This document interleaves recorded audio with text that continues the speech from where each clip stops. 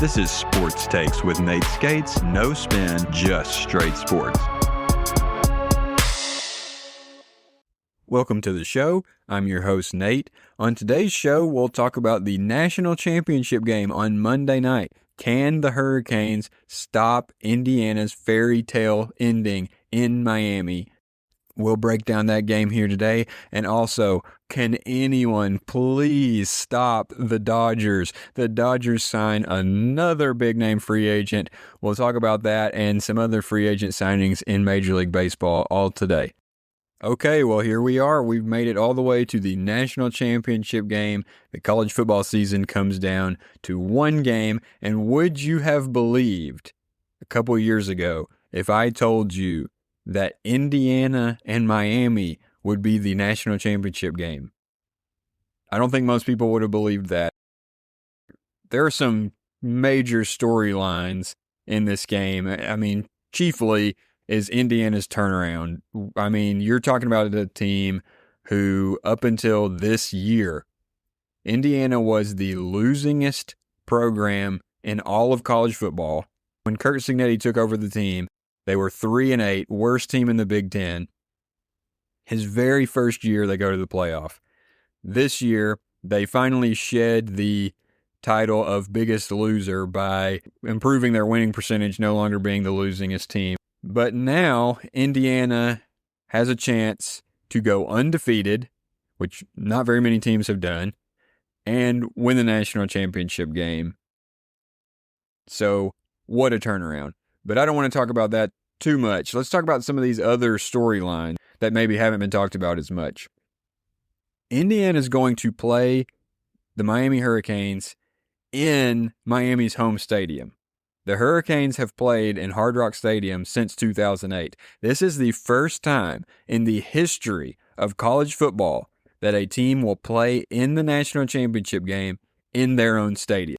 Now, there hasn't been an actual national championship game throughout the entire history of college football. That's a relatively new invention. However, it has been decades of college football where that has not happened. There have been teams that have played the national championship game in their state. There has not been a team to play the national championship game in their own stadium like Miami will do Monday night. But Miami won't be the only ones with home field advantage Monday night. Fernando Mendoza, Heisman Trophy winning quarterback for Indiana, his childhood home is just 1 mile from Hard Rock Stadium. Mendoza says he grew up walking to Miami, playing sports at Miami's complex. So he is no stranger to Hard Rock Stadium, and the stories don't stop there. Mendoza's father, Fernando Mendoza Sr., played football at Christopher Columbus High School in Miami with the Hurricanes head coach, Mario Cristobal. Cristobal said the two haven't really kept in touch, but that Mendoza Sr. was an excellent football player. Well, the younger Fernando Mendoza was also a pretty excellent player in high school as well. He won a state championship at Cristobal's Christopher Columbus High School. But while many people believe this fairy tale ending for Mendoza in Indiana is nearly inevitable, considering their performance thus far, it could turn into a horror story due to Miami's elite defense, particularly its pass rush. So let's talk about the matchup. There's only one common opponent on these two teams' schedules. That's Ohio State. Miami beat the Buckeyes 24-14 in the second round of the playoff. Really, that score probably doesn't do the game justice. Ohio State got things going later on in the game. I wouldn't call it a blowout like a lot of people have called it, but 24-14 makes the game sound closer than it was. Miami physically dominated that game, especially in the first half, and were just too much for Ohio State. Indiana, however, squeaked by 13-10 after Ohio State missed a chip shot field goal in the Big Ten championship game. So Indiana's performance against Ohio State, while there were some amazing clutch plays by Mendoza and his receivers, their performance against Ohio State was not anything like as impressive as Miami's. Miami did struggle big time to stop the Buckeyes wide receiver Jeremiah Smith. there's not really a lot of shame in that, but that's something to watch for. Miami probably had a tougher road to the national championship game. They beat Texas A&M at College Station in the first round. Indiana did not play in the first round. Then Miami beat the second-seeded Buckeyes, and they beat Ole Miss, Ole Miss's only loss was to Georgia in Athens, then beat that same Dogs team in the playoff. Indiana, meanwhile, crushed a 3-loss Alabama team, then blew out Oregon. So I would say the slate that Miami faced was more difficult, both in the number of games and in the quality of opponents, than Indiana faced. However, these two teams are playing at a level far above everyone else. These are two fantastic defenses, teams with strong running game, good quarterbacks, very good receivers. I would say that Miami's defense is probably a lot better than any Indiana has played so far. For example, when Miami matched up against the hailed Ohio State defense, they manhandled them. Going into that game, if you were listening to the show, I picked Ohio State to win that game very close because I didn't think Miami's offense would be able to move the ball on Ohio State's defense consistently. Well, the story of the game was not Ohio State's defense. The story of the game was Miami's defense. They were able to really slow down Ohio State's offense, and Miami did enough on the offensive side of the ball to win the game. Against Ole Miss. Ole Miss was one of the best offenses in the country, far and away.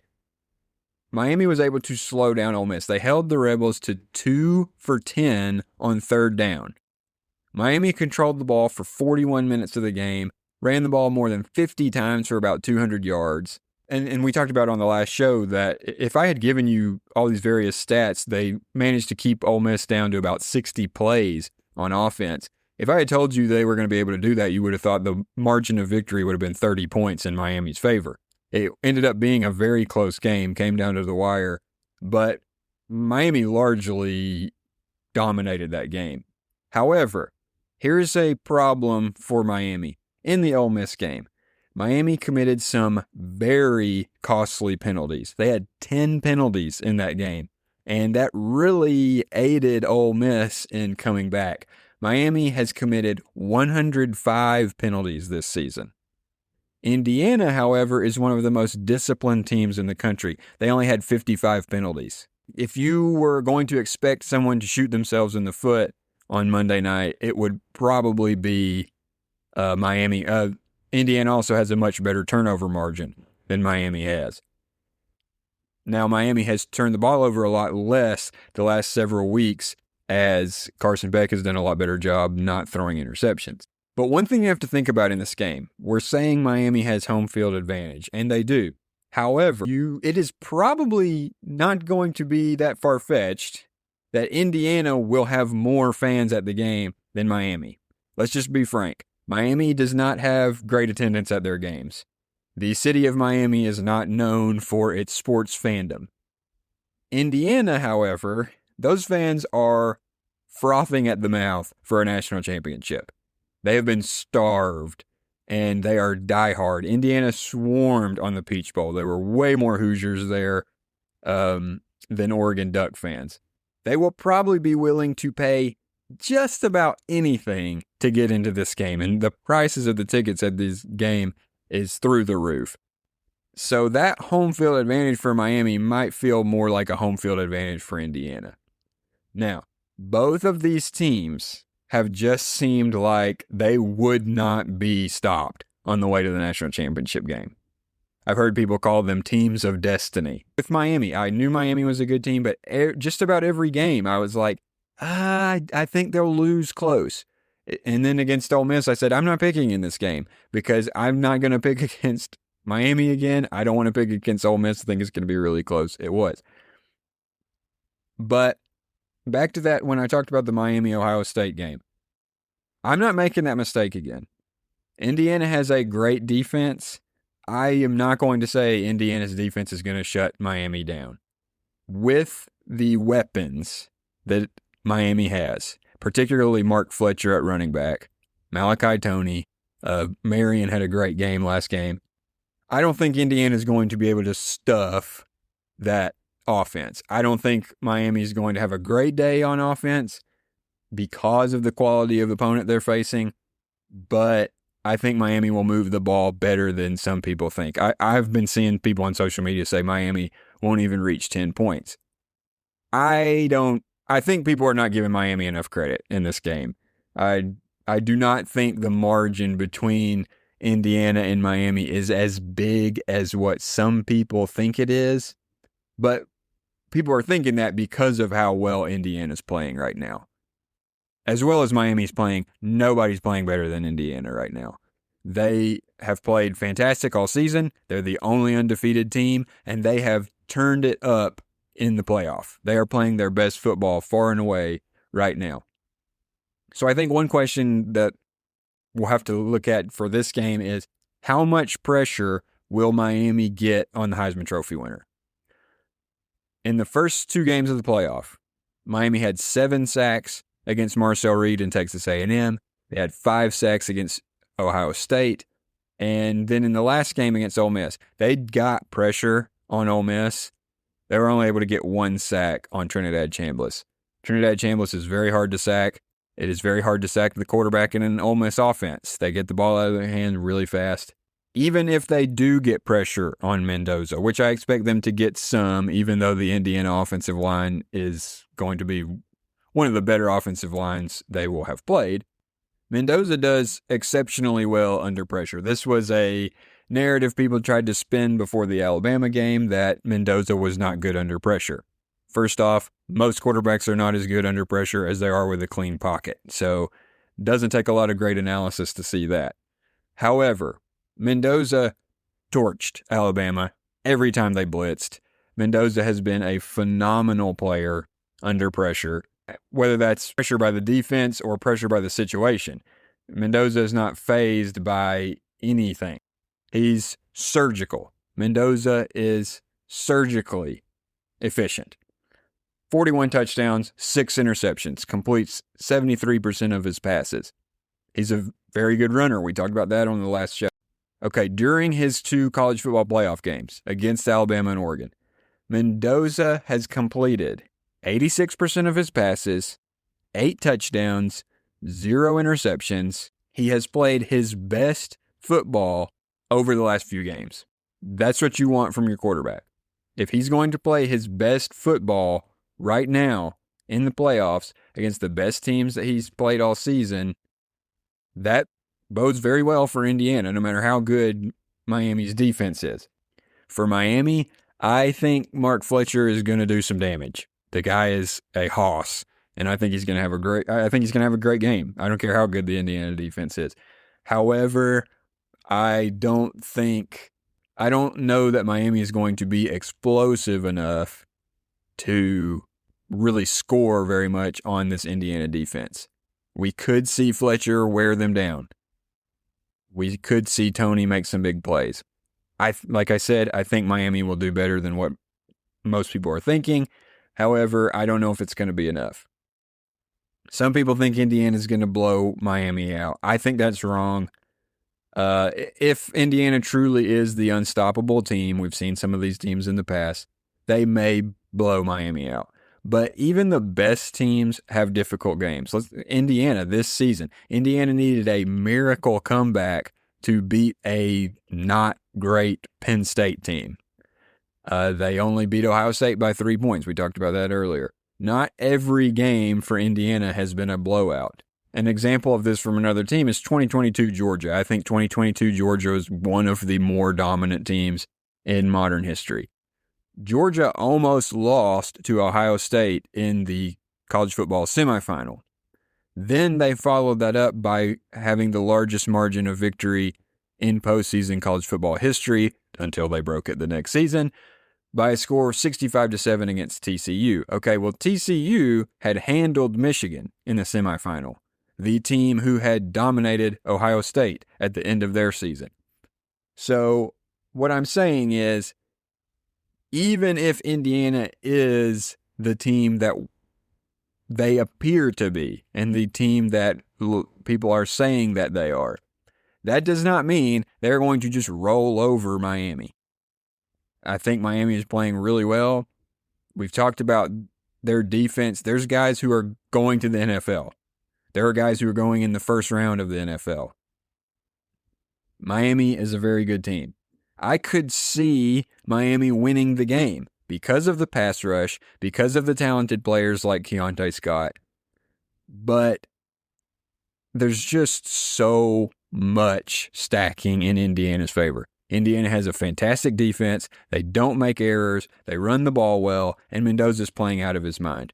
When a quarterback and his receivers are playing on that level, I made the Joe Burrow analogy a couple weeks ago about Trinidad Chambliss. It's almost impossible to beat them, no matter how good your defense is. And if you watch that Oregon game, it didn't matter. It didn't matter if Oregon was draped all over the receiver. Didn't matter if they had good coverage. Fernando Mendoza was putting it exactly where it needed to be every time, and the receivers were catching it no matter how difficult the catch. If they are going to play like that, it doesn't matter how good your pass rushers are. It doesn't matter how good your corners are. Because if he's got enough time to throw, which for him doesn't mean much, Mendoza does not need a lot of time. If he can get a couple seconds to release that ball, I don't know that there's that much you can do about it. I think Indiana's going to win the game. I think Indiana will do enough. They are a good enough team with a singular focus on winning. And I think Fernando Mendoza is a special player. I think what Miami has done, specifically through this playoff, is very impressive. It is very impressive. I would say right now, going into the game, they've clearly proven that they are better than the other teams in the playoff bracket. The question is, will that be enough to beat Indiana? And we talked about the age advantage that Indiana has over a lot of other teams on the last episode. I think they're too mature. They're too locked in. I'm going to take Indiana in this game. All right, transitioning to Major League Baseball. Dread it, run from it, destiny arrives all the same. The Los Angeles Dodgers, stop me if you've heard this before, signed another big-name free agent. After they already bagged Edwin Diaz, the Dodgers signed who many have considered the top free agent this offseason in Kyle Tucker, former Cubs outfielder.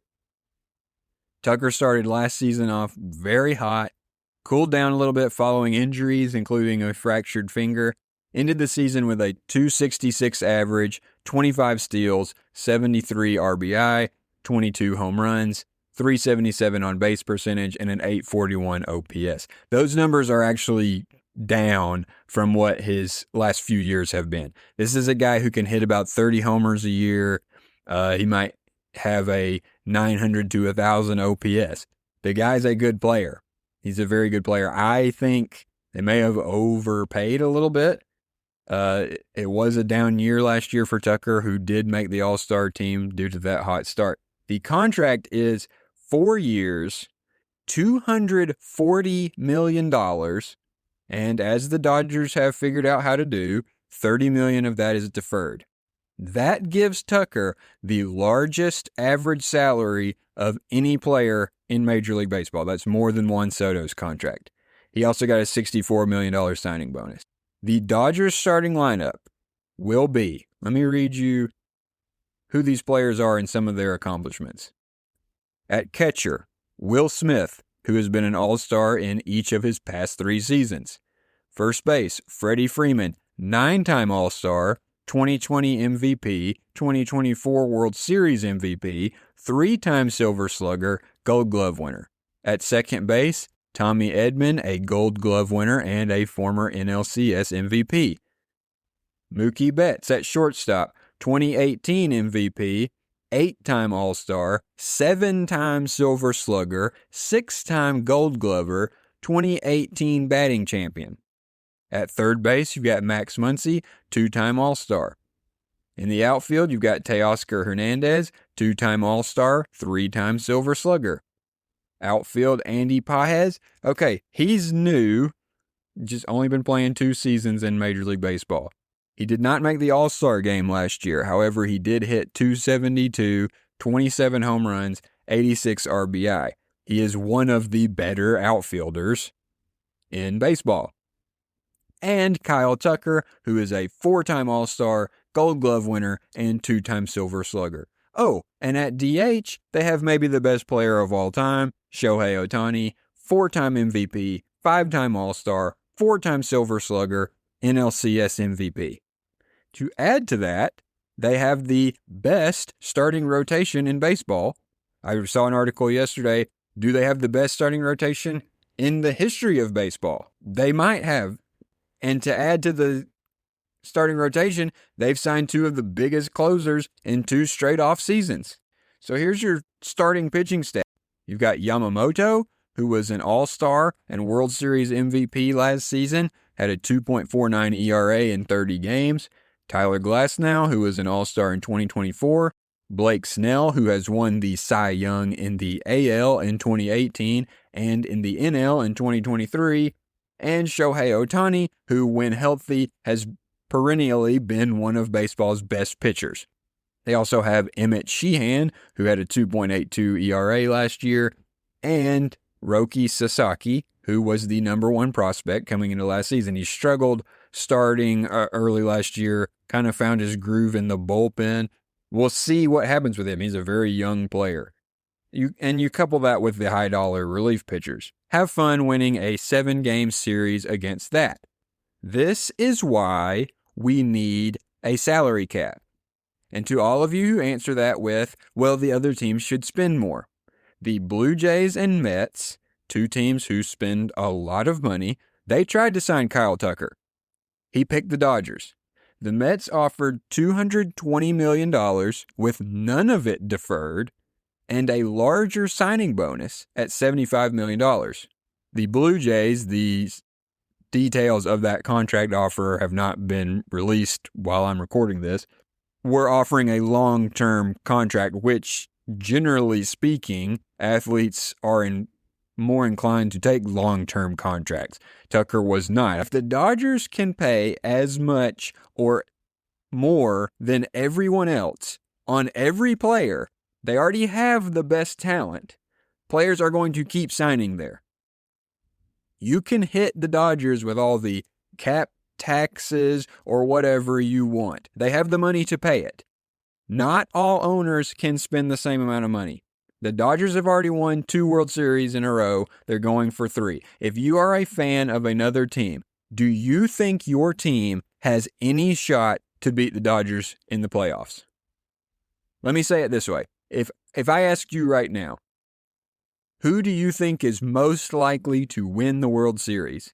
The Dodgers or the other 29 teams, who would you pick? Should be 29 versus 1 team. Of course I'll take the 29. No, I don't think most people would do that. I wouldn't do that. If I had to tell you right now who I think is going to win the World Series, I'd say it's going to be the Dodgers. Who's going to beat them in a 5 or 7 game series? Every single season, the Dodgers sign one of or multiple of the biggest free agents in the entire pool. The Dodgers now have 8 players on their roster with contracts of over $100 million. The Phillies, Blue Jays, and Padres are all next with 6 players with contracts over $100 million. The Yankees and Giants have 5. There are 7 teams that have 0 players with $100 million contracts. The Dodgers have 8. And the problem isn't just the Dodgers. You've got the Mets constantly spending more and more money. Oh, by the way, today they signed Bo Bichette to a 3-year, $126 million contract. They already have a shortstop, if you didn't know. They already have Francisco Lindor, who they shelled that over $300 million to a few years ago. They went ahead and signed another shortstop. I'm guessing because they didn't get somebody like Tucker that they wanted. Will Bichette play another position, second, third base? Will he DH? We'll see. You've got big spending clubs like the Blue Jays just keep trying to shell out money. The Cubs spend a lot of money. They signed Alex Bregman this offseason. The Phillies and Padres, they spend like they've got a mint somewhere in that facility. The Yankees, the Yankees always spend, which the Yankees are starting to get left behind by some of these teams. If MLB doesn't do something about this, it will just keep getting worse. You need a salary cap saying you cannot spend more than this. Full stop. We need to get rid of the deferred payments that would allow teams to skirt this salary cap. And yes, I know everybody's, if we wouldn't have this problem if we had a salary floor. I agree, we need a salary floor, but that is not the ultimate fix to this. The ultimate fix is a hard and fast salary cap and dealing with these deferred payments. I wholeheartedly agree we need a salary floor that will help this situation. Each team must spend this amount to have ownership of a team. But I talked about this when we talked about MLB free agency a couple weeks ago. This can't go on. Every single season, we cannot have the new biggest contract of all time. Somebody else cannot be the new highest paid player every season. And I know Kyle Tucker is not the highest paid player by full contract, but he is the highest paid average year. Something like that shouldn't happen every year. The Shohei Ohtani contract, the Juan Soto contract, it never stops. It just keeps increasing. And I don't want to bash Kyle Tucker, but I don't think Kyle Tucker is Shohei Ohtani, and yet he's getting paid $60 million a year. If this continues to go on, average baseball fans will be shouldered with the cost. We talked about how a lot of MLB teams are not making a lot of money right now, if any. Your ticket prices are going to go up. Your streaming prices are going to go up. And as we're facing a potential lockout next season, what's going to happen here? What the players want is for everyone to blame the owners and put pressure on the owners and just keep paying them more. That's what the players' union is going to do. They are not going to say, okay, fine, we'll take less money. I just don't see that happening. They want you to villainize the owners. This has already taken place once. We remember when Tom Glavine was the face of the players in a strike. Tom Glavine has since said he regrets the way that they handled that and that they didn't really realize how the fans would look at the players in that situation. If these guys who are getting $500 million contracts, these guys who are getting paid $60 million a year, and I know not everybody makes that much money, but every player in Major League Baseball is making a lot of money compared to what your average fan is making. And that's fine. We're not all professional athletes. That's supply and demand. However, if these professional athletes who are making more and more money shut this thing down and lock us out and we don't have a baseball season, that is not a good look for the players. I don't know how fans will perceive that now. I know how I will perceive it. And I like some of these guys, and I think they're nice guys. I mean, there's nothing wrong with taking a big contract.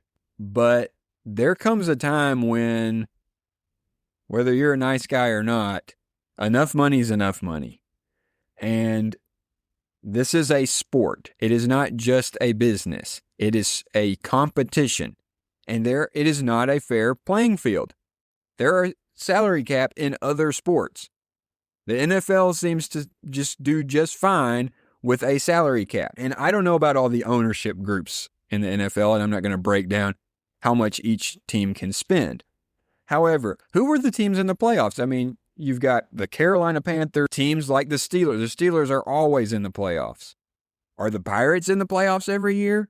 No, the Pirates are never in the playoffs. Having a salary cap allows teams in smaller markets with less wealthy ownership groups, who those two things go together in some ways, to compete.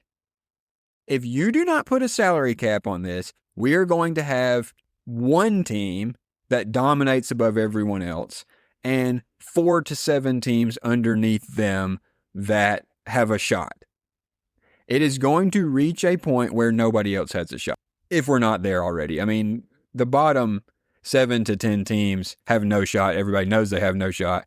And the fan bases are despondent because they go into every season knowing they're probably not even going to make the playoffs. And if they do, they're not going to be able to compete. I don't think it's good for baseball. I don't think it's good for the fans. It's certainly not good for having good competition.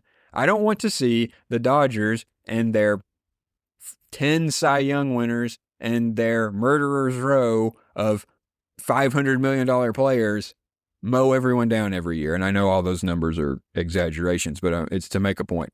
Snooze fest. I don't want to see that. And I'm fine with teams collecting talent. The teams don't all have to be exactly the same, but we all need to be competing under the same rules. We all need to be competing in a realm of similar possibilities because it's a sport. And I don't blame the Dodgers. This is not the Dodgers' fault that they keep getting these guys, that they're spending this money, that they're doing the deferred payments. This is MLB and the Players Union's fault. And some blame goes to some of these teams that won't spend. I've talked about the Marlins a couple times on this show.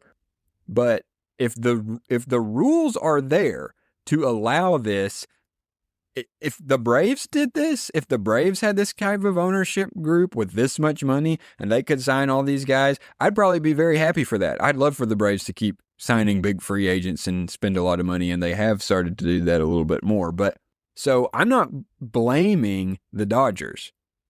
I'm blaming the way the sport is run right now. So that's what I've got to say about Major League Baseball today.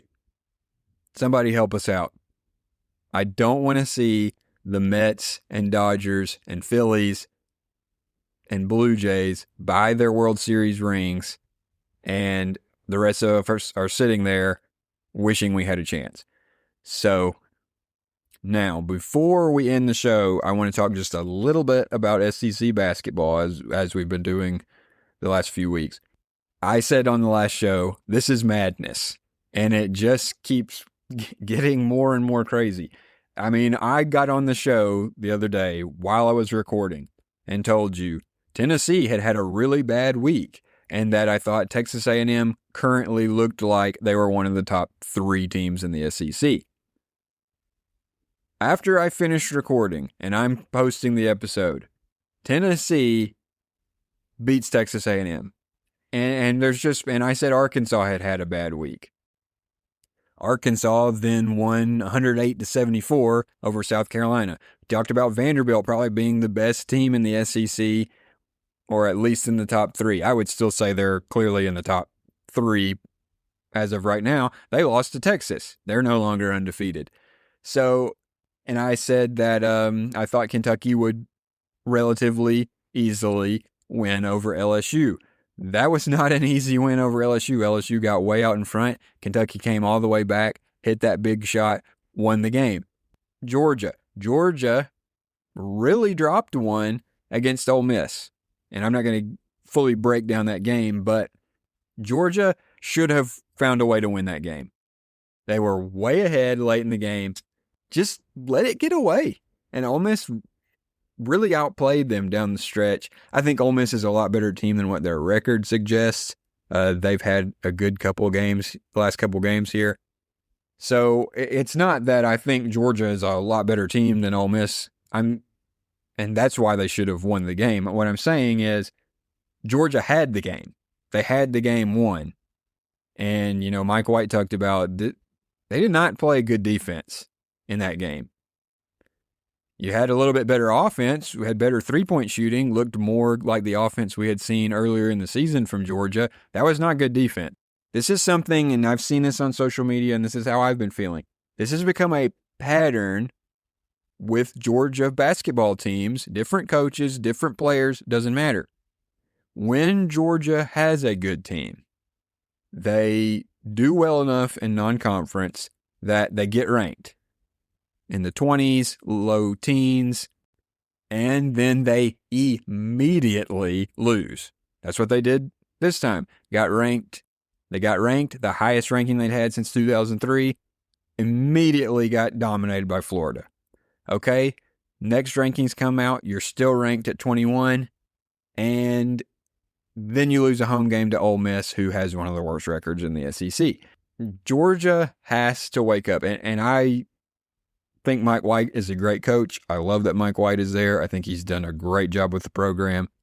But this was supposed to be a year where, this team was going to take another step, considering how well they had been playing and having the number one offense, and that Georgia's goal shouldn't be go to the NCAA tournament. That was the goal. It was a good goal. However, the goal needs to progress. I'm not saying I think Georgia should win a national championship anytime soon. I'm sure that would be great one day, but I'm not even aiming at a national championship. That's not even what I'm asking for as a Georgia basketball fan. What I want to see is Georgia win a tournament game. Preferably two, but what I'm aiming at is I want to see Georgia win a tournament game, and you for 2 days of the tournament get to have fun feeling like your team has a shot. To me, that should not be unrealistic, especially in a state like Georgia with as much basketball talent. You should be able to have a realistic goal of winning the first round of the NCAA tournament. And this team could totally do it. They're going to have to play a whole lot better than what they've played the last few games. Because right now, this looks like a team that's going to make the NCAA tournament and be bounced opening weekend, and that be that. Going to need some guys to get it turned around. Going to need some more disciplined play, disciplined rebounding, disciplined defense. And I'll say again, I want to see more throwing it inside to Santos Surreal. Thankfully, we got hot shooting threes, but I think the bread and butter needs to be Surreal in the inside. All right, so our next show will be on Tuesday. Obviously, that show will be a reaction to the national championship game, breaking down some of the storylines there, breaking down. And after that game, I'll give you my final rankings of of the college football teams. Also on Tuesday, we'll probably talk a little college basketball about over the weekend. And now that these big dominoes in MLB free agency are falling, we'll see if any other developments take place over the weekend. So that's all for this show. If you enjoyed it, please follow, subscribe, like it, share it with your friends. Enjoy the national championship game.